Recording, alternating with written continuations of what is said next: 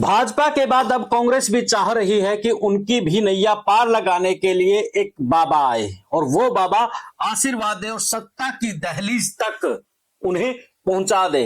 जिस तरीके से 2014 का चुनाव हो या फिर 2019 का चुनाव, उस बाबा ने भाजपा की नैया पार लगा दिया। आप हरियाणा छोड़िए, हरियाणा से बाहर भी उस बाबा ने बीजेपी की नैया पार लगाई है। तो उसी फार्मूला के ऊपर अब कांग्रेस भी चाह रही है कि हरियाणा में हमारा भी कोई बाबा हो और उस बाबा के सहारे जो राजनीतिक, सामाजिक और जातिगत जो समीकरण है वो तैयार हो। तो ऐसे में क्या कांग्रेस की नैया वो बाबा पार लगा पाएंगे?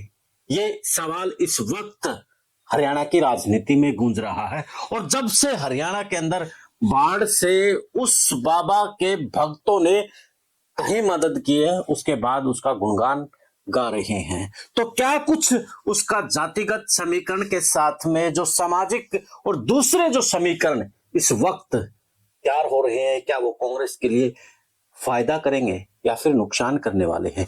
इसी पर आज की हमारी चर्चा रहेगी। चर्चा से पहले आप भी बता दीजिए कि जिस तरीके से बीजेपी के लिए एक बाबा सत्ता की दहलीज तक पहुंचा देता है, तो क्या कांग्रेस के लिए भी बाबा का चुनना, जो बाबा को इस वक्त चुन रही है, क्या वो सत्ता की दहलीज तक पहुंचा पाएंगे?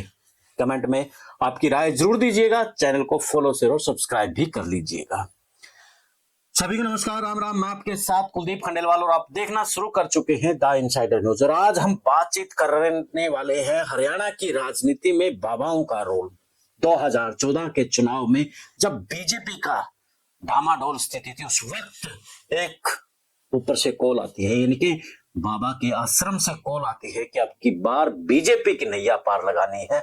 और कुछ ऐसी विधानसभाएं थी जिन विधानसभाओं के ऊपर उस बाबा का, उस आश्रम का भक्तों की बड़ी कृपा थी। और उसी कृपा के चलते 2014 के चुनाव में बीजेपी अपने दम पर हरियाणा में कांग्रेस को पछाड़ते हुए, इनेलो को पछाड़ते हुए सरकार बना लेती है। और हरियाणा की राजनीति में लग नहीं रहा था उस वक्त कि बीजेपी अपने दम पर सरकार बना लेगी, क्योंकि उस वक्त एक तरफ कुलदीप बिश्नोई झटका खाए हुए थे, तो दूसरी तरफ इनेलो भी मजबूत और तीसरी तरफ कांग्रेस भी मजबूत थी। लेकिन सब जो समीकरण थे उनको ध्वस्त करते हुए और बीजेपी 2014 में एंट्री कर जाती है और मनोहर लाल खट्टर मुख्यमंत्री बन जाते हैं। उसके बाद समय का पहिया घूमता है, वही बाबा सलाखों के पीछे भेज दिया जाता है। लेकिन 2019 के चुनाव में फिर से बाबा की मेहरबानी होती है और बाबा की मेहरबानी इस कदर होती है कि हरियाणा की सत्ता में फिर से बीजेपी के हाथ में सत्ता आ जाती है। राजस्थान, हरियाणा छोड़िए, राजस्थान में भी बाबा की कृपा से वहां पर भी सरकार बना ली जाती है। यानी कि बाबा की कृपा से बीजेपी के लिए कई सत्ता के द्वार दूसरे राज्यों में भी खुल जाती है। तो ऐसे में हरियाणा में भी अब बाबाओं की कमी नहीं है। तो इसलिए कांग्रेस को भी लगने लगा है कि जिस तरीके से बीजेपी के पास अपना एक बाबा है, क्यों ना हमारे पास भी एक बाबा हो। तो सिलसिला शुरू होता है जब हरियाणा में बाढ़ के हालात होते हैं और कई गांवों में तो बाढ़ आ जाती है। उस वक्त शासन और प्रशासन के हाथ पांव फूल जाते हैं और तभी बाबा के भक्त बाहर निकलते हैं और उस बाढ़ में जो संसाधनों की आवश्यकता होती है, उन संसाधनों को लेकर के उन गांवों को वो डूबने से बचाते हैं। तो ऐसे में कांग्रेस उन जो भगत है उनका गुणगान करना शुरू हो जाते हैं। जस्सी पेटवार से लेकर के दूसरे जो विधायक है, उन बाबाओं के, उस बाबा के गीत गाना शुरू कर देते हैं। आप समझ ही गए होंगे मैं किस बाबा की बात कर रहा हूं। मैं उस बाबा की बात कर रहा हूं जिसके कारण से हरियाणा का जो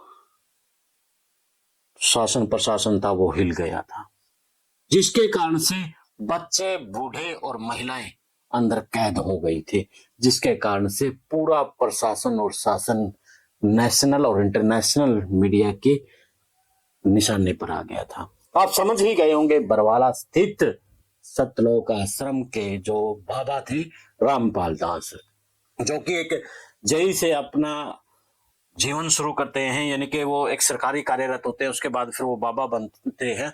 और बाबा बनने के बाद जिस कबीर ने मूर्ति पूजा के साथ में दूसरे पाखंडों का विरोध किया, उसी को वो आगे लेकर के आते हैं और हरियाणा में एक मजबूत बाबा बन जाते हैं।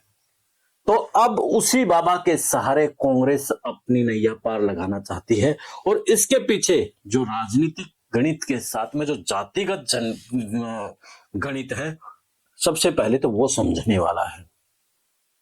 बाबा की जाति के साथ में बाबा जिस कंसेप्ट को उठाए हुए हैं, यानी कि वो कबीर को लिए हुए हैं और कबीर को लेकर के जो डीएससी समाज है वहां पर कांग्रेस साधना चाहती है।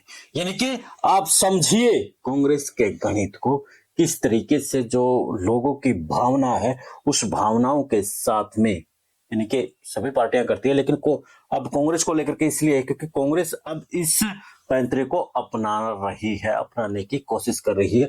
और ये मैं नहीं बल्कि राजनीतिक विश्लेषक और हरियाणा की राजनीति में इस वक्त चर्चा है, और चर्चा तब चली है जब बाबा के गुणगान गाते विधायक से लेकर के कार्यकर्ता नजर आ रहे हैं। तो उसके साथ में आज मैं एक खबर भी देख रहा था जिसमें लिखा था कि उस बाबा के साथ में कुछ खापे भी आ गई हैं। तो उसके बाद कहीं ना कहीं लग रहा है कि ये एक बड़ी प्लानिंग इस वक्त कांग्रेस करती नजर आ रही है कि जो डीएससी समाज बीजेपी के पाले में जा चुका है, उस डीएससी समाज को संत रामपाल के मार्फत कांग्रेस अपनी तरफ लाने की कोशिश कर रही है। और ये वो डीएससी समाज है जिसकी वजह से 2024 के चुनाव में कांग्रेस पीछे रह गई और सत्ता की दहलीज पर बीजेपी चली गई। तो उसी राजनीतिक गणित को, उसी जातिगत गणित को बिगाड़ने के लिए कांग्रेस अब बाबा का आशीर्वाद लेना चाहती है, यानी कि अपनी नैया पार लगाना चाहती है। तो ऐसे में देखने वाली बात यही रहेगी कि क्या बाबा के आशीर्वाद से कांग्रेस अपनी नैया पार लगा पाएगी या फिर नहीं।